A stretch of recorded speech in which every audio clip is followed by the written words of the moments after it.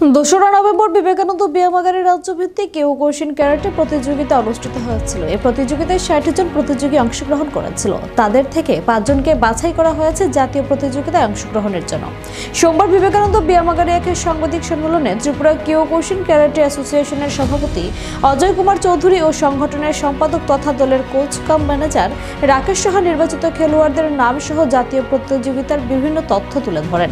আগামী 29 এবং 30 নভেম্বর 2025 কলকাতায় অনুষ্ঠেয় 38তম ন্যাশনাল কিয়োকুশিন ক্যারাটে প্রতিযোগিতায় অংশগ্রহণের জন্য ত্রিপুরার 5 জন প্রতিযোগী আগামী 28 নভেম্বর কলকাতার উদ্দেশ্যে রওনা দেবেন বলে জানান তারা। এই 5 জন প্রতিযোগীর মধ্যে পৃথ্বীরাজ শীল, আকাশ চৌধুরী এবং সাগর চক্রবর্তী প্রতিযোগিতা করবে সিনিয়র গ্রুপে, রোহিত সাহা জুনিয়র গ্রুপে এবং রিকি সাহা সাব জুনিয়র গ্রুপে প্রতিযোগিতায় অংশগ্রহণ করবে।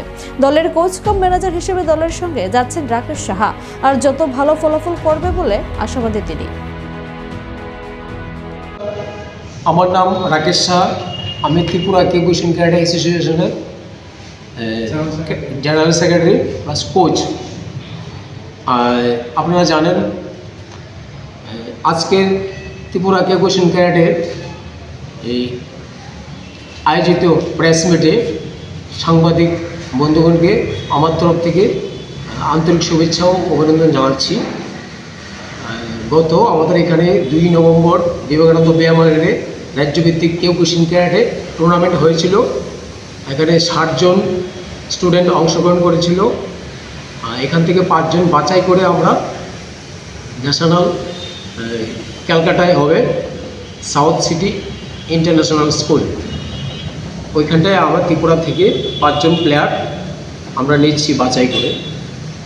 ওদের 5 জন প্লেয়ার, ওদের থেকে নাম হলো সাগর চক্রবর্তী একজন আছে, একজন রিকি সাহা, একজন আছে আকাশ চৌধুরী, একজন পৃথ্বীরাজ শীল, আর একজন রোহিত সাহা। ওরা সিনিয়র গ্রুপে, জুনিয়র গ্রুপে, সাব জুনিয়র গ্রুপে ওরা খেলবে আর কি। কবে থেকে কবে হবে টুর্নামেন্ট? এটা আপনার 29 তারিখ নভেম্বর, 30 তারিখ নভেম্বর, 2 দিনের মধ্যে ওখানটা হবে আর কি।